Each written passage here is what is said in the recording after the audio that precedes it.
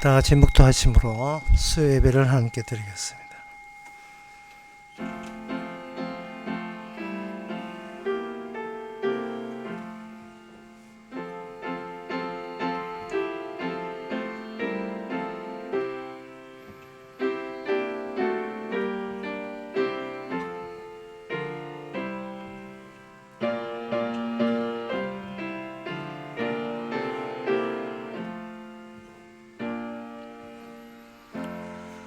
여호와여, 주의 이름을 인하여 나를 살리시고 주의 의로 인하여 내 영혼을 환난에서 이끌어내소서. 하나님 아버지, 더 이상 나의 의가 필요치 않음을, 나의 이름이 필요치 않음을, 그것이 주의 뜻인 것을 저희들이 받아들여서 나를 위해 더 이상 살지 않게 하여 주시옵소서. 예수님의 이름으로 기도합나이다. 아멘. 찬송가 404장 합시다.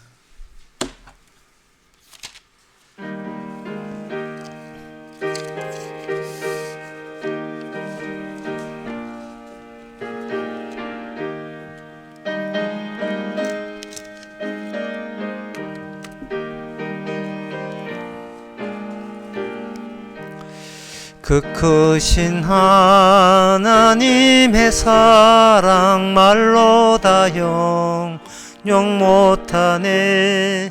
저 높고 높은 별을 넘어 이 낮고 낮은 땅 위에 죄범한 영혼 구하려 그 아들 보내사 화목제로 삼으시고 죄 용서하셨네.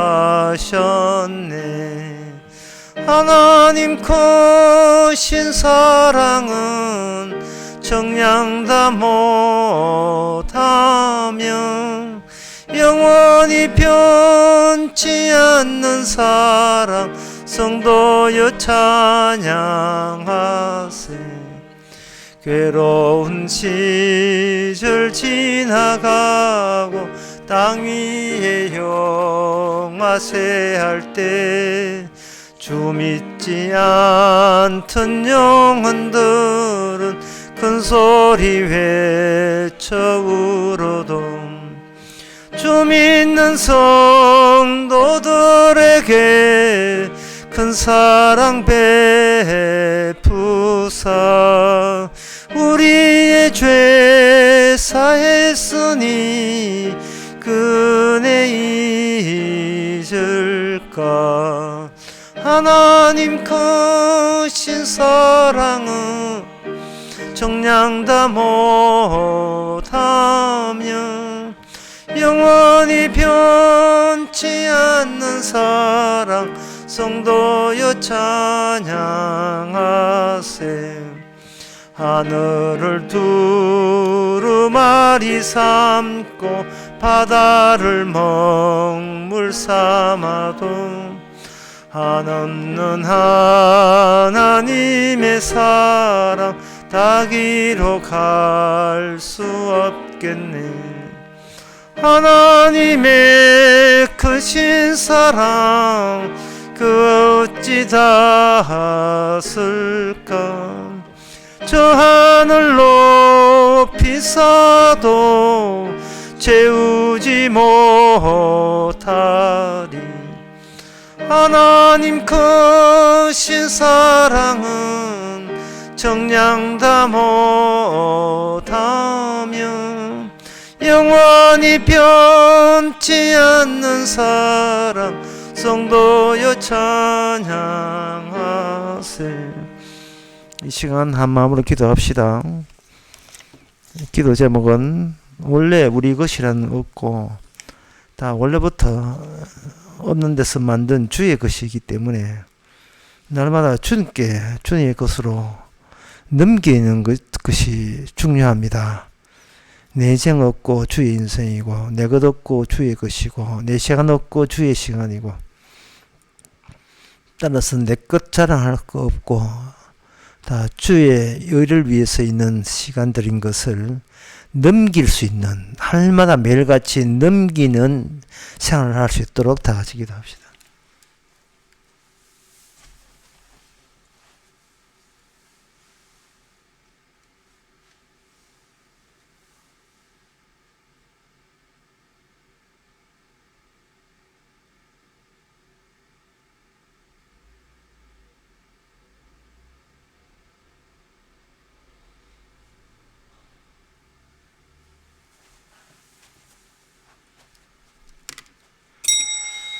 하나님 아버지 따로 내 것이 없다는 것이 얼마나 홀가분하고 얼마나 감사할 일인지요. 어리석게도 내 것이 없음에도 불구하고 남들이 다 내 것 자랑하니 덩달아 내 것 자랑하려고 평생을 구성하고 형성하고 만들어내지는 않았습니까? 이제 그 어리석은 일을 지금이라도 그만두고 다 주의 것인 것을 고백할 수 있는 저희들 되게 하옵소서. 예수님 이름으로 기도합나이다. 아멘.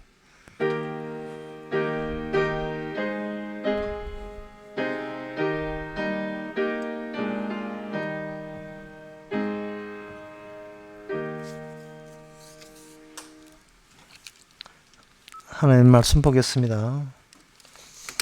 하나님 말씀은 미가 1장 8절에서 12절까지입니다.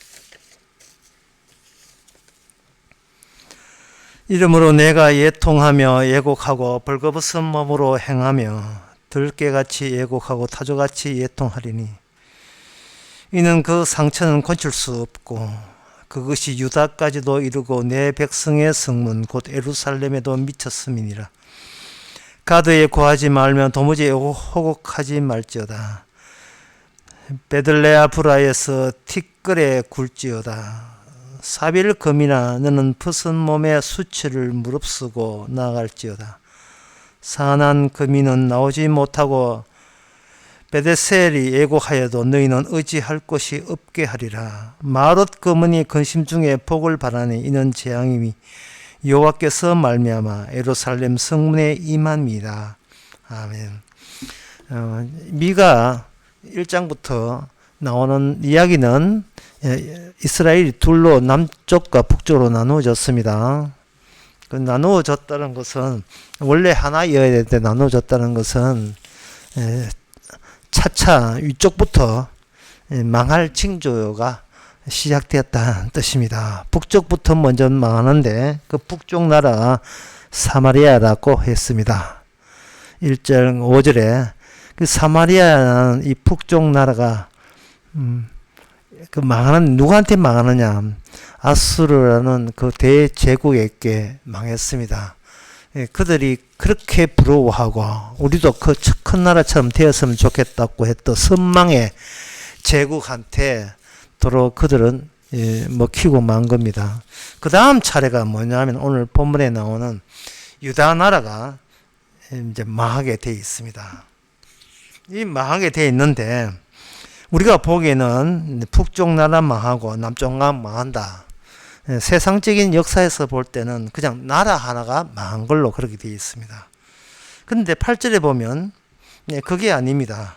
이러므로 내가 예통하며 예곡하고 벌거벗은 몸으로 행하며 들깨같이 예곡하고 타조같이 예통하리니 이게 내가가 나옵니다.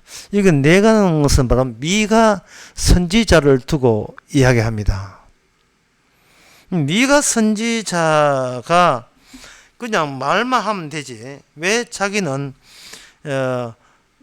그 예통을 하느냐. 여기 미가 선지자가 이스라엘 그 유다 나라 북쪽도 망하고 남쪽도 망하는 그 모양새를 여기 세 가지로 되어 있습니다. 첫째는 자기가 벌거벗었다고 되어 있고 두 번째는 들깨같이 예곡한다. 타주같이 예통한다. 같은 말이죠. 세 번째가 뭐냐. 9절에 상처는 고칠 수 없다. 이 세 가지를 결합해보면 뭐냐 하면은 바로 옛날 이스라엘이 애굽에 있을 때 그들이 노예로 살았던 그 모습을 지금 미가 선지자가 자기 몸에다가 그대로 표현하고 있는 겁니다. 나라가 얼른 보면 나라가 망한다고 이야기하면서도 그 나라 망하는 모습이 미가라는 어떤 인물이 옛날 애굽 시대 때 슬프게 노예 생활을 했던 그때 모습으로 나라가 망한다. 이렇게 되어 있어요. 그럼 이것은 무엇을 뜻하느냐?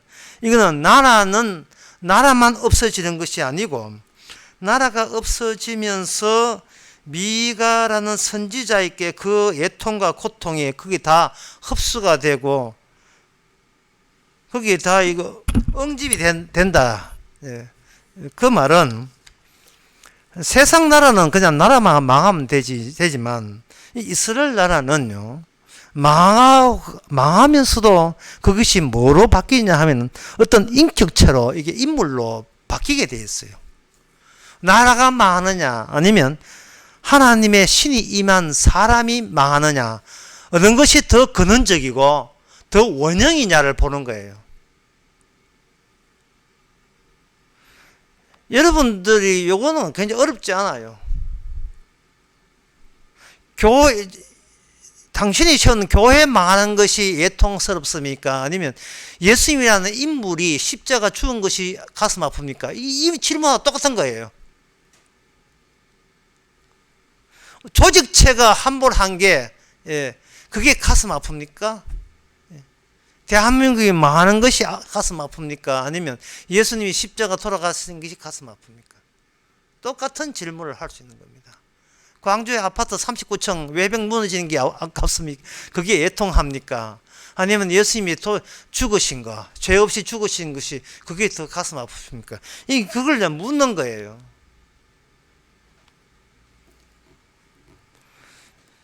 그런데 왜 그렇게 물을 수 있느냐 하면 그 뒤에 9절에 보면 이렇게 돼서 내 백성의 성문 곧 예루살렘에 미쳤습니다. 유다 나라가 뭉개지면서 그 뭉개지는 것이 어디로 이게 흘러 들어오냐 하면 예루살렘, 하나님이 계신다는 예루살렘으로 그 모든 파괴성이, 무너짐이 그 속에 같이 이게 흘러 들어오는 겁니다. 그러면 예루살렘이 무너지는 것, 일종의 예루살렘이 여기서 블랙홀 같은 역할을 해요. 주변에 있는 모든 것들은 다 집어넣어서 흔적도 없이 없애버리는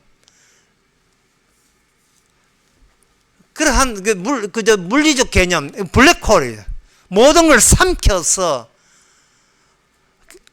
마치 밑바닥 없는 우물처럼 삼켜놓는데 보니까 시커멓게 아무것도 없는 거.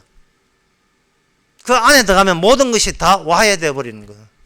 블랙홀 근처에서는 뭔가 잠깐이나 있음이라는 게 있었는데 블랙홀에 삼킴을 당한 동시에 블랙홀 안에서는 있음이라는 건 헛조 없이 전부 다 어디 있지? 없네. 그렇게 되는 겁니다. 세상의 모든 것은, 모든 있음은 그 있음의 진짜 뿌리를 보게 되면 어떤 우리가 몰랐던 어떤 인물이 있었고 인격이 있었고 그 인격된 분이 세상에 있는 것들은 모조리 다 있게 만들었습니다. 세상의 모든 만물은 그리스도에 의해서, 그분을 위해서 만들어졌습니다. 요한복음 1장에 그분 없이는, 요한복음 1장 4절 나오죠. 그분 없이면 이 세상에 만들어진 것이 아무것도 없다. 태초에 말씀이 계시냐, 말씀이 하나님과 함께 계셨으니 그분 없었으면 이 세상에 생명이라는 것은 있을 수가 없었다. 이제 진짜 있다는 거, 있담의 뿌리가, 있음의 뿌리가 뭐냐? 그것은 바로 예수님이다. 그런데 예수님이 고통을 받고 있는 거예요. 이것은 뭐냐 하면은 인간이 이 땅에 있다는 거, 인간이 있고 닭이 있고 토끼가 있고 세상에 별이 있고 땅이 있고 하늘이 있고 모든 있음은 무엇의 표현이냐? 예수님의 십자가의 아픔을 표현하는 거예요. 오늘 그 아픔을 선지자 미가가 대신해서 미리 아파하고 울부짖고 있는 겁니다. 내가 예통하며 예고하며 벌거벗은 몸으로 행하여 들깨같이 왜곡하며 타조같이 예통하리니. 그 아수르라는 이방 민족이 북쪽을 점령하고 북쪽 이스라엘을 점령하고 남쪽 유다를 올 때에 그들은 그냥 아수르 제국 보기에는 그냥 한 나라에 불과해. 유다는 한 나라인데 거기에 건들지 말아야 될 것을 건드린 겁니다. 그것은 바로 예루살렘을 건드는 거예요. 예루살렘에는 하나님의 성전이 있습니다. 하나님의 성전에는 하나님이 계신 거예요. 하나님이 거기에 거주하십니다. 하나님의 거주지를 그들은 공격해버린 거예요. 누가? 아수르 제국이요. 그런데 그 거주지 그 아수르 제국이 남쪽 유다를 쳐들어오면서 예루살렘을 향하여 오는 그 노정에, 그 여정에 뭐가 나오냐 하면은 여기 10절에 보면 가드라는 지역이 나오고요. 그 다음에 베들레아 브라는 지역이 나오고 사비라는 지역이 나오고 그 다음에 11절에 사난 지역이 나오고 베데셀이라는 지역이 나오고 그 다음에 12절에 그 다음에 마롯이라는 지역이 나오고요. 13절에 보면 그 라기스 지역 나오고 가드 모레셋이 나오고 여러 지명대 나와요. 그러니까 이 지명 여기 나오는 이 지명들은 어떤 기능을 하는데 유다 나라의 기능을 하는데 어떤 기능을 하느냐 하면은 예루살렘이 그 의미 예루살렘이 갖고 있던 그 하나님 보시기에 역할 취지 그 취지에 도달하기 전에 그 경로에서 예루살렘의 취지를 가지고 미리 마중을 나오는 유다 남쪽 유다 나라의 지명들이에요. 가드 따로 있고 예루살렘 따로 있는 것이 아니고 이 가드라는 지역이 예루살렘에 일어난 일과 관련성이 있어요. 이게 연관이 있어요. 가드라는 게 옛날에 그 사울과 아들들이 죽었던 곳이거든요. 이스라엘이 늘 승리해서 땅을 차지한 이스라엘이 블레셋이라는 나라에 큰 낭패를 당하고 패배를 당했을 때 이스라엘 왕이 전사한 것이 가드예요. 그래서 가드가 무너졌다는 것은 불길한 징조, 유다 나라 이스라엘의 불길한 징조를 아주 제일 생생하게 예루살렘으로 예루살렘까지 이어질 수 있다는 그 생생한 징후를 그 유다 나라 최전방에서 먼저 감지하는 감지 장치가 가드예요. 이거 가드 무너지면 예루살렘은 곧 무너진다는 뜻입니다. 근데 그 가드에다가 도무지 호국하지 말지라 이 말은 그 가드를 누가 접수하고 있느냐 지금 블레셋에 접수하고 있거든요. 그러니까 그들이 만약에 아수르가 곧 지금 가드를 치면서 그 다음에 예루살렘 친다는 이야기를 가드나 그쪽 근처에 있는 블레셋 사람들이 알았으면 얼마나 그들은 신이 났겠냐 말이죠. 역시 이스라엘도 유다 나라도 여호와 지킨다면서 아무것도 아니네 하고 신나한다 이 말이죠. 거기서 오는 거기 하나님의 이방 민족이 하나님의 나라가 하나님과 함께하는 백성이 망한 꼴을 보고 좋아하는 그 자체가 예루살렘에 있는 하나님으로서의 가슴 아픈 이야기가 되는 겁니다. 그래서 이게 호국하지 말라는 말은 그 지역도 결국은 접수당한다, 멸망한다는 뜻입니다. 차례차례로 멸망하면서 마지막에 예루살렘까지 곧 도달하게 돼 있어요. 물론 예루살렘은요, 이 아수르한테는 멸망하지 않고 그 다음에 나온 제국인 바빌론한테 망합니다만은 그 당시에는 그 당시 그 미가 예언에 의하면 이거는 풍전등하죠. 예루살렘이 곧 무너지게 돼 있습니다. 그 다음에 나오는 그 베들레아 브라는 이 지역 이름은 먼지의 집이라는데, 이 먼지의 집이라는 건 티끌의 글자다. 그거는 티끌이라는 것은 망했어. 우리는 건질 거 없어. 티끌이 무슨 건질 게 있겠습니까? 우리는 이제 살 이유도 없고, 희망도 하나도 없어. 그것을 먼저 예루살렘 정복되기 전에 먼저 앞당겨서 그 아수르 침략 경로에서 그걸 미리 보여줘라 이 말이죠. 온 나라가 슬픔입니다. 그리고 여기에 12절에 나오는 이 사빌이라는 것은, 이 사빌은 이거는 상당히 예루살렘 북쪽에 있는 마을인데 잘 살았어요. 번화가예요. 서울의 강남 정도 화려한 곳입니다. 그런데 그 화려한 거 모자람이 없던 그들이 뭐 어떻게 되냐. 그렇게 자랑질했던 그들이 벗은 몸으로 수치를 무릅쓰고 나갈지어다. 전부 다 도망치기가 피난하기 바쁘다. 전부 다 그거 잘났던 거 한꺼번에 전부 다 놔두고 불쌍한 모습으로 전부 다 뛰쳐나가는 거죠. 그 다음에 산한 거민은 나오지도 못, 그 산한 거민은 너무 겁이 나서 나오지도 못하고요. 그 다음에 맨 그 근처인데 벳에세라는 곳은 일종의 도피하는 거, 비상 도피할 수 있는 곳인데 그것마저 더 이상 의지할 데가 없다. 여기는 의지할 곳이 없게 아니라 뭐 보통 거기에 난이 일어나면 거기에 피해야지 뭐 이런 거 있거든요. 병자호란 때 뭐 남한사성 비슷한데 그것도 이제 그조차 소용이 없어요. 그냥 아수르는 인정사정 없이 그냥 밀어오는 거예요. 이제 뭐 다 망해버렸어요. 그 다음에 시에는 마롯이란 거민은 마롯은 그 거민도 예루살렘 근처인데 이거 맨 근심 중에서 복을 받아요. 그들은 이 걱정 가운데서 그냥 복만 바랄 뿐인데 재앙이 여호와께로 말미암아 예루살렘 성문에 임하게 합니다. 이 재앙이 드디어 아수르라는 걸 앞장세워서 재앙이 예루살렘까지 이제는 쳐들어오게 되었습니다. 그리고 거기에서 예루살렘에서는 이미 그 미가가 우리는 이미 끝났다는 모습으로 옛날 애굽의 노예 생활로 노예 생활을 미리 앞당겨서 결국 우리는 이렇게 될 수밖에 없었다를 자기의 인격적인 그 모션으로서 평소 생활 방식으로서 자기가 그것을 애곡하면서 울부짖으면서 이렇게 울부짖으면서 보여주는 거예요. 그것도 옷도 뭐 제대로 못 갖추고. 자, 이러한 오늘 본문을 보면서 왜 하나님께서는 이렇게 자기 자신이 거주하는 예루살렘까지 이게 망하게 하시는구나 하시는 이유가 뭐냐? 그것은 끝까지 예루살렘을 망하면서도 하나님의 예루살렘의 그 기능은 바로 이런 식으로 완료를 시키는 방법을 쓰는겁니다.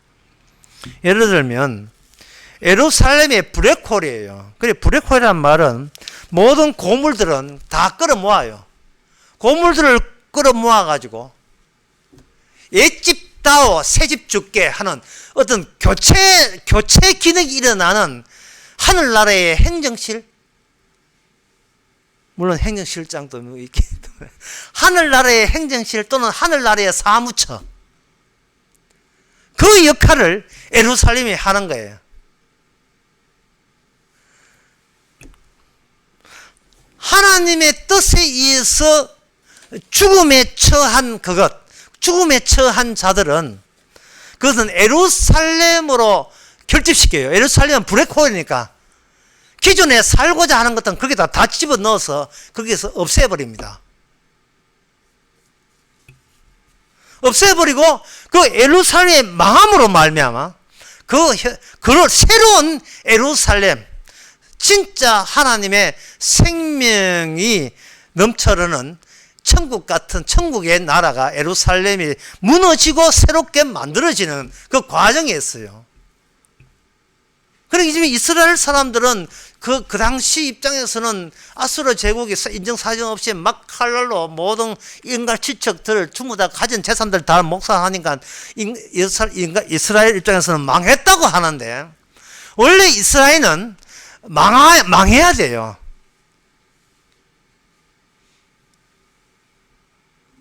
그 이유를 쉽게 예를 들면 이렇습니다. 약이라는 것은 세상에서는 병 들고 그 다음에 약을 먹잖아요.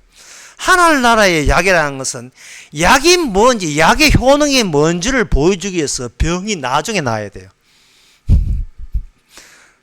감기약이 하나 만들어졌으면 감기약의 효과, 그 감기약 값을 하기 위해서라도 감기 들어야 돼요.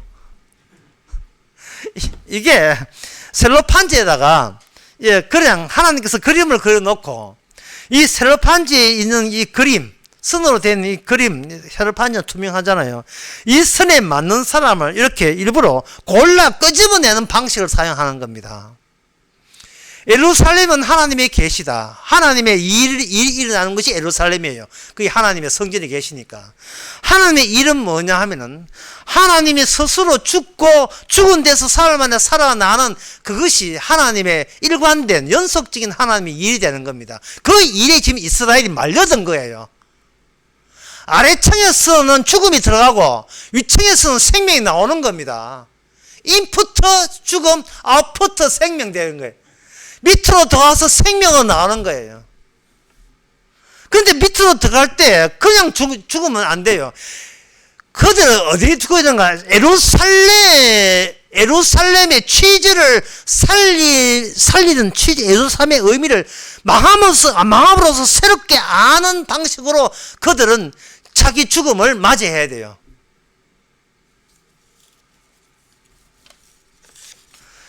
그래서 이걸 더 간추리 했습니다. 다수가 그 미가 선지자는 하나잖아요. 미가 선지자 하나단 말이죠. 그럼 다수는 뭐냐? 이스라엘의 미가 선지자가 있어요. 앞뒤 남쪽 북쪽 다 예언합니다. 그러면 전체 이스라엘 인구가 많더라도 그 개인은 하나님께서는 그 볼 의미가 없고요. 지금 하나님의 신이 임한 미가 선지자에게 어떠한 모션, 어떤 모습을 예언하는 이름으로 미가가 어떤 행동을 취하고 자세를 취하고 있는 겁니다. 하나님 보시는 것은 미가 선지자에게 일어났던 그 표현이에요. 하나님의 일의 표현. 그러면 다수는 어디를 모여 직결되느냐 하면 하나에 직결되어야 돼요. 이스라엘 모든 파괴되고 멸망하는 이스라엘 역사 자체는 미가라는 한 인격의 아픔으로 직결되어야 된다 이 말입니다. 그러면 다수는 1인이 되고 그 1인이 완성이 되면 완성된 1인, 그게 예수님이죠. 그 완성된 1인에서 뭐가 되냐? 새로운 다수가 이스라엘 이름으로 그게 확대되는 거예요.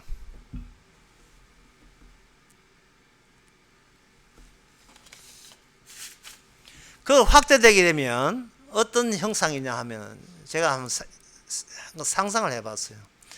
그 잔디밭에, 그 푸른 잔디밭에, 깜깜한 밤 푸른 잔디밭에다가 그거 깜빡이는 전구 있잖아요. 전구를 쫙 깔아놔요.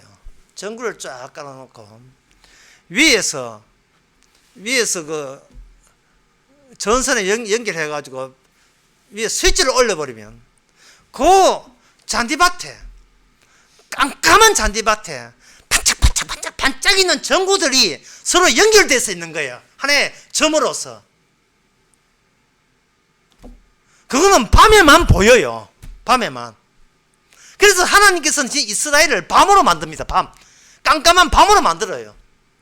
밤에는 만들어 놓고 예루살렘과 연계된 사람, 예루살렘과 의미 있게 연결된 사람은 그들이 하나하나 망하더라도, 개인적으로 망하더라도 그 망함의 연결망을 한번 추적해보자. 그러면 단 한 분의 망함과 한 분의 죽으심과 한 분의 죽었다가 살아만의 생명, 그 생명을 깜빡이는 형식으로 흩어져 있는 전구를 통해서 표현해 주는 것. 이게 바로 새로운 이스라엘의 모양새입니다. 그렇다면 아래층에서 죽음이 더하고 이게 생명으로 바뀌려면 여기 어떤 특수한 장치가 있어야 돼요. 그 장치의 원리는 바로 하나님께서 창세기 2장의 원리로 그대로 사용합니다. 창세기 2장의 특징은 나와 너가 없습니다. 거기는 창세기 2장은 나와 너가 없어요. 그건 두 사람 있잖아요. 그 두 사람 아니에요. 네가 나고 내가 나다. 예? 뼈 중에 뼈는 살 중에 살이다.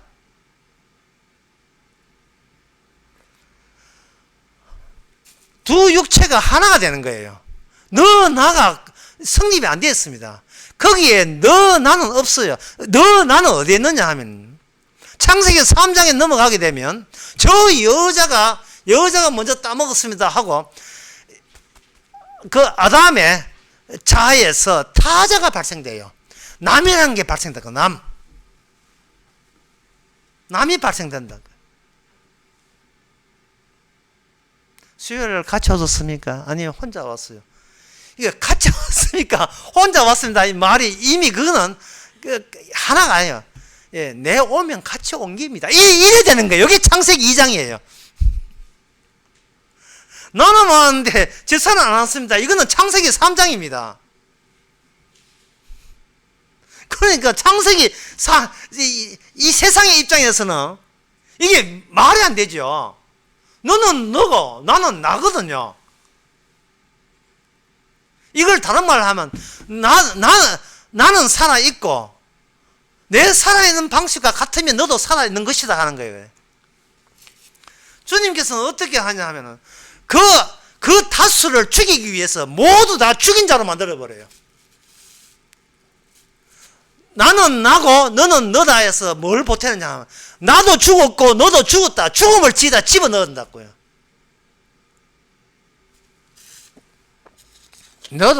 너는 이 땅에서 울 수밖에 없고 나도 울 수밖에 없어. 이 다 그렇게 이 미가에 있었던 그 애통함을 확대시켜버리면 모든 인간은 이 땅에서 전부 다 이 어둠 속에서 전부 똑같은 처지에 있습니다. 망한다는 점에서는 예외가 없어요.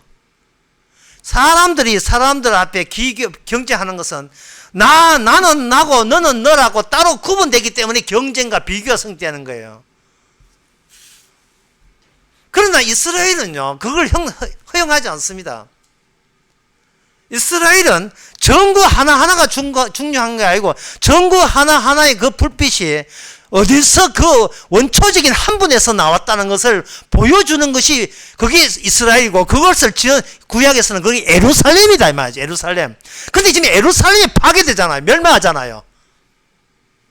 그럼 예루살렘의 전국 끊어지면 모든 것도 다 마땅히 다 끊어지는 거예요. 그러면 아수르 예루살렘을 치는 이스라엘 치는 아수르도 치는 그것도 죽은 자고 침을 받고 멸망당하는 이스라엘도 죽은 자고 그게 예루살렘을 통해서 하나님이 지금 하시려는 한 일입니다. 그러면 나는 없고 너도 없다면 뭐가 있느냐? 신랑과 있고 신부가 있을 뿐이죠. 그때는 창세기 2장 보세요. 아담 있고 하와가 있지만 그 남자 있고 여자 있지만 남자 여자가 따로 분리되는 것이 아니고 남자 더하기 여자가 있어야 이게 한 몸이 된다고.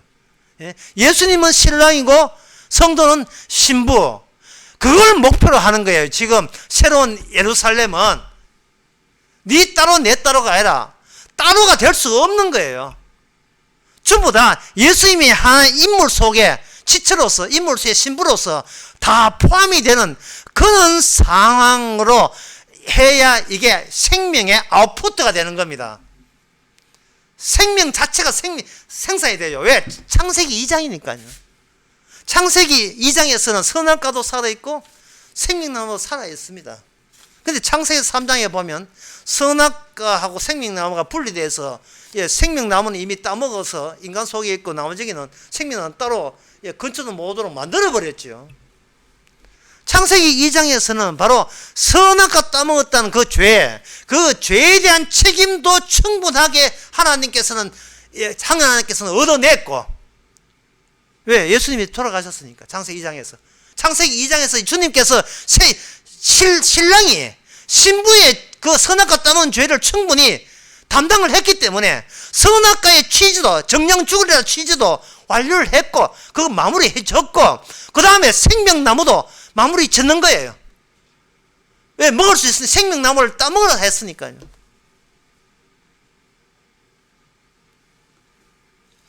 그래서 하나님의 그 예루살렘으로 예루살렘 다시 말해서 죽은 것은 들어오고 그 죽은 것이 생명으로 바뀌는 그 장치 안에서는 죽음조차도 거저주시는 하나님의 은혜입니다.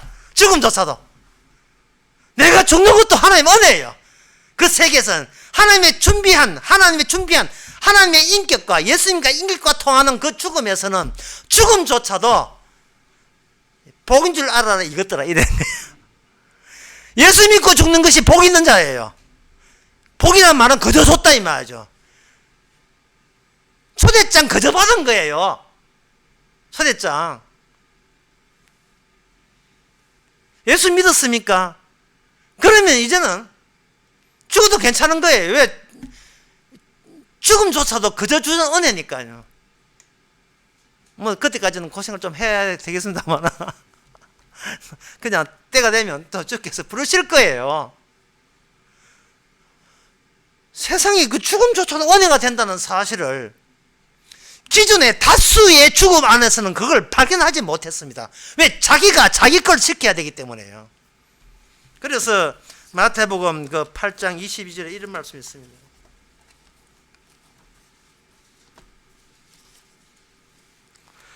8장 그 21절에 제자 중에 하나가 가로되 주여 나로 먼저 가서 내 부친을 장사하게 허락하옵소서.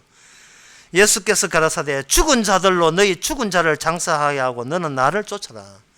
여기에 두 가지 죽음이 나옵니다. 세상 사람들이 생각하는 그 죽음, 그 죽음은 예루살렘과 관계없는, 예루살렘과 관계 통하지 않는, 예루살렘의 블랙홀로 초청받지 않는 죽음이에요. 그들은 이미 태어날 때부터 죽어 있었어요. 태어날 때부터 이미 죽은 채로 태어난 거예요. 살았다는 모양새를 하고 있는 귀신들이라 보면 됩니다. 그러면 예루살렘, 그 십자가, 주님과 생명과 관계되어 있는 성도의 죽음은 뭐냐? 살아있는 모양새를 한 귀신들을 구경하고 있는 귀신. 그 양쪽 다 귀신이에요. 양쪽 다 이미 죽은 거예요. 그래서 이미 죽은 거거든요. 죽었는데 예루살렘, 그게 예수님의 인격, 십자가 인격, 생명과 그 트랜스, 그 교체되는 그 행정실 안에 있을 때는 죽음과 삶이 겹쳐져 있는 겁니다. 사도 바울의 그 편지에 이런 내용이 얼마나 많이 나와 있습니까? 너는 땅에서 죽고 너의 생명은 하늘에 있는지라. 겹쳐져 있는 거예요. 내가 그리스도 십자가 못 박아 죽은 나는 이제는 내 안에 그리스도가 산다. 이게 죽었는데, 예, 이미 죽었지만 그 죽음 안에 생명이 같이 겹쳐져 있는 거예요. 그래서 예수님이 그 제자들에게 죽은 자들 하여금 죽은 자로 장사를 할 때는 뭐 어떤 관점이냐? 너는 죽었다가 아니라 너는 겹쳐져 있는 생명의 관점으로 너 자신을 보라 이 말이죠. 저들이 죽은 것처럼 네 죽는 건 맞지만 네가 저들에 없는 게 있다는 겁니다. 그거 뭐냐 하면 이미 생명이 일찍 마중 나온 거예요. 주님, 미가 선지자가 똑같은 거예요. 미가 선지자가 주님의 아픔을 같이 품었기 때문에 미가 선지자는 아파하지만 미가 선지자 속에는 그 예수님의 성령이 함께 있는 겁니다.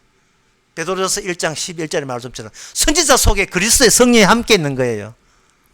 이게 오늘 성도의 위상입니다. 겹쳐져 있는 거예요. 이게 종접되어 있다 이 말이죠.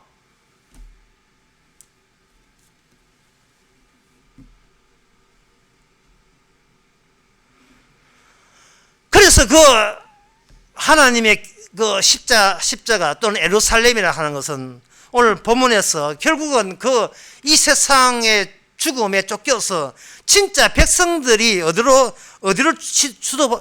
지켜봐야 하면 예루살렘이 왜 하나님이 계시는 곳이 하나님이 왜 스스로 자기 계시는 곳을 폭파시키는가? 그 폭파시키는 의미는 뭐냐? 그 의미에 주목한다면 다시 말해서 미가 선지자의 말씀에 대해서 관심이나 있고 신경이나 쓴다면 그들 속에 하나님의 생명이 말씀을 통해서 미가 선지자를 통해서 마중 나왔다 보시면 됩니다. 그래서 그들은 망하는 것이 이게 제 코스를 가고 있는 거예요. 지금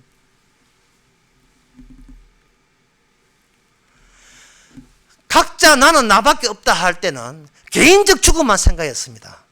그런데 한 분 미가의 그 고통스러운 아픔이 울부짖음이 있을 때에 이게 모든 인간이 너나 그 구분 자체가 이게 아무 의미 없구나. 동일하구나. 모든 인간은 동일하게 죽음에 지배를 받는다는 점에서 너나의 차이가 없는 거예요. 괜히 우리는 나 하나 지키려고 남하고 차별나는 생활을 하려고 그 부질없는 애를 쓴 거예요.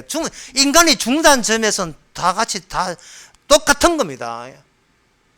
그 연세 많은들, 그 나이 많은 분이 그 젊은 사람보다 유리한 점이 뭐냐 하면은, 갈수록 장점이 자아가 갈수록 부서진다는 거예요. 부서지고 이게 구멍이 많아요. 그만큼 세상 일에 대해서 덜 충격적이고 덜 아파요.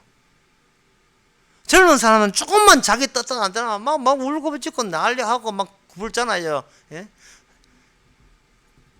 꼬마 여자의 예, 백설공주 띠 안 사주면 막 뒹굴고 하잖아요. 그거 하는데 그게 아프지만 나이 80 넘은 할머니 백설공주 띠 안 샀다고 구보면 100% 치매입니다. 사람이 자기가 죽었다는 사람을 모를 때는요, 자꾸 고체가 땅땅한 고체가 돼 있어요. 고체가 돼 있다가 나중에 나이 좀 이렇게 60 넘으면 허물허물 액체가 돼 있다가, 예? 액체가 됐다. 나중에는 진짜 귀신 좀 죽을 때 되면 기체가 돼 가지고 그 빈 구멍들이 많아요. 빈 구멍들이. 그래서 교회에서 목사님 하자 해서 하지도 않아요. 이제 니 캐라, 나는 연기 같은 존재다 이래가지고. 옛날에 2002년도에 영화가 있죠. 집으로 하는 영화. 유승호 나오는 집으로 영화인데, 그 영화에 보면 그 애가 그 장날에 갔다가 후라이드 치킨이 그게 갑자기 눈에 띄는 거예요. 그 할머니가 말을 못하니까 할머니한테 후라이드 치킨 해달라는 표시하고 날개하고 털 있고 이래가지고 딱 하니까 오케이 접수했어. 그 할머니가 그 닭을 사가지고 후라이드 치킨을 했는데 자기는 후라이드 치킨을 봐야 돼. 백숙을 내준 거예요. 애가 하는 말이, 누가 물에 빠뜨렸어.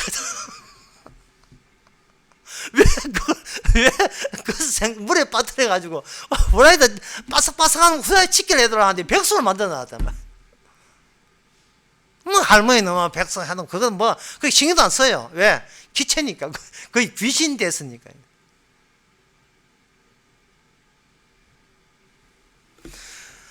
젊은 사람들은 오직 자기밖에 몰라요.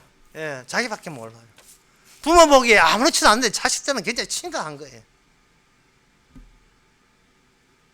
부모가 자식한테 뭐라 하면요, 예, 그건 됐고요. 날 건드리지 말아요. 영어로 하면, 예, You okay, but touch me. No touch me, no touch. 난 누구한테 이거 배운 영어예요. 날 건드리지 말아요. 특히 중2 사춘기가 늘 그래요. 자기를 고치기 때문에 자기밖에 몰라요. 자기는 아버지 살 날이 많다는 겁니다. 자기는 귀신이 아니라는 거예요. 그러나 성경에서는 귀신 새끼죠. 욕하는 거 아닙니다. 욕하려고 하면 뱀 새끼 해야 정도 돼야 되는데, 그냥 다른 말 하면 순한 말로 귀신 새끼. 자기가 귀신한 걸 이미 죽었다는 사실을 모릅니다. 주께서 잡아 당기는 거예요. 하나의 개인으로서. 여러분 잘 아시다시피 요한복음 12장 24절 25절에 내가 진실로 너희께 이르노니 하늘의 밀이 땅에 떨어져 죽지 아니하면 하늘 그대로 있고 죽으면 많은 열매를 맺느니라. 이게 일방적인 하나님이에요. 우리 보고 의논한 적 없어요. 창세기 3장에서 창세기 2장으로 돌리는 하나님의 일방적인 자기 작업이에요. 자기 작업. 죽은 것들을 블랙홀로 다 끌어 잡아 당기고, 아무것도 없는 블랙홀에서 생명 나오게 하는, 이것은 순전히 인간의 일이 아닙니다. 주님의 자신의 일이에요.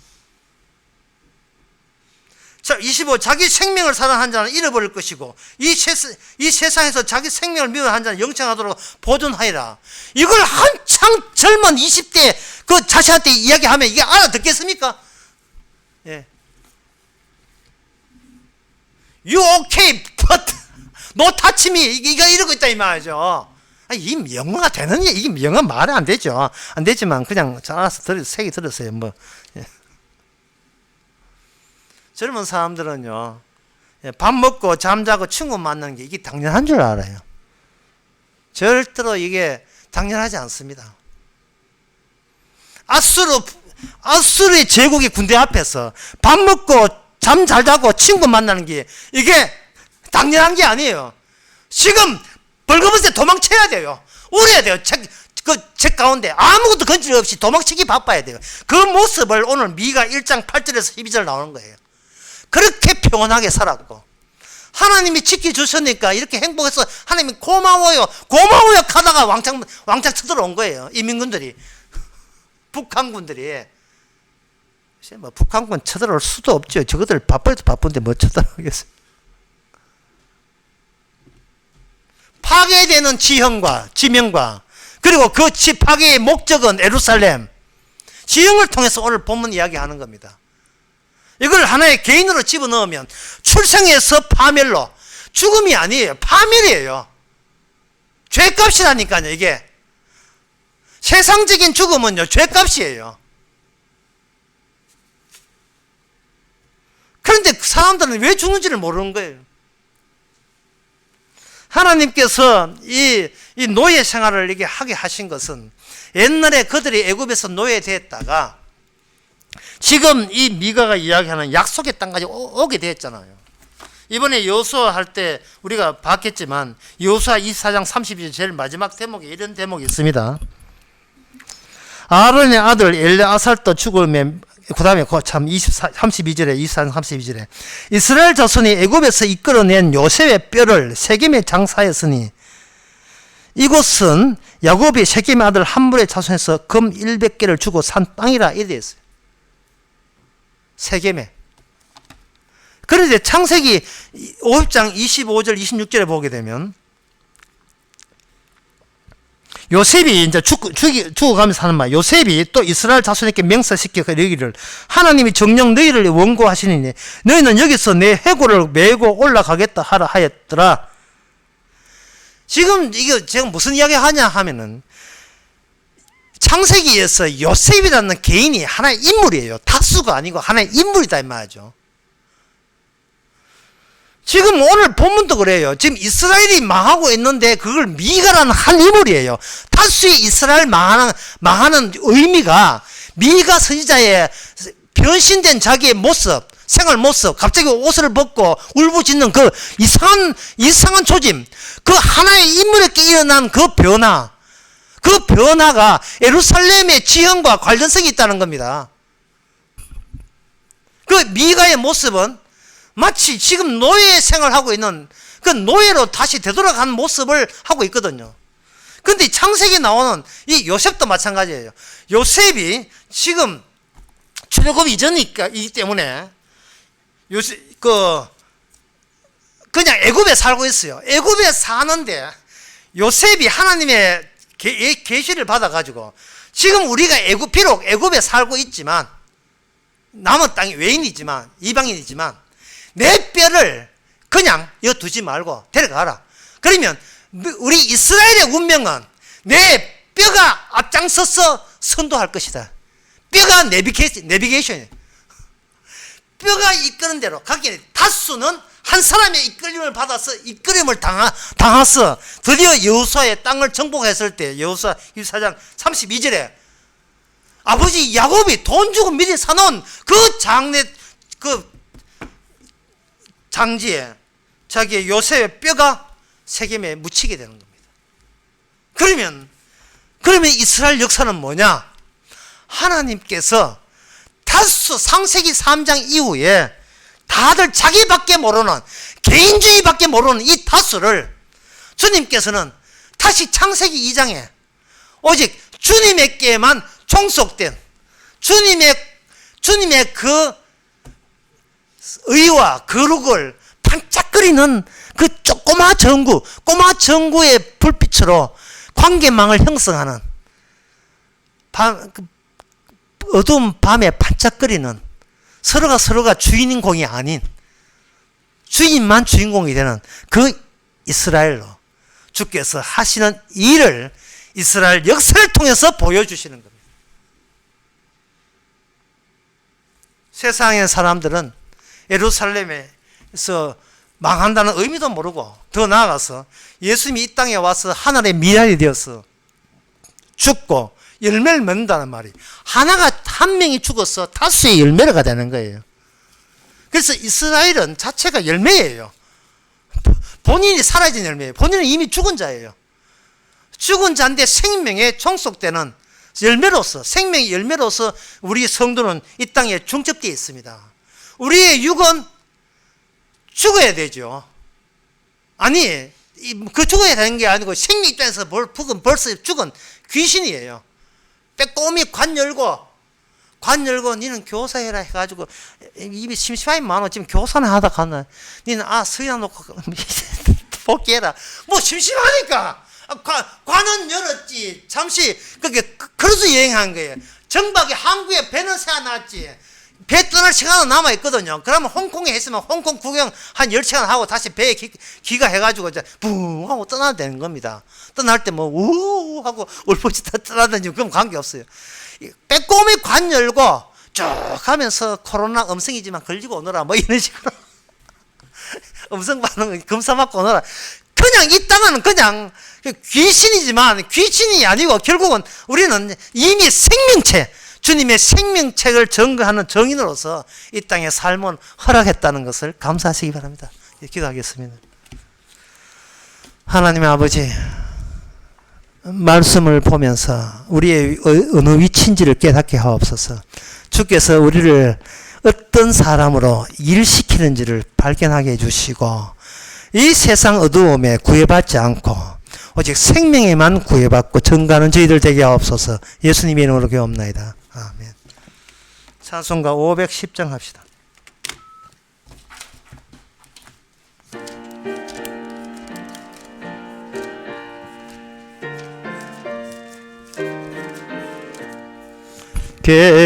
겟세마네 동산에 주를 생각할 때에 근심이나 걱정을 사양할 수 있을까?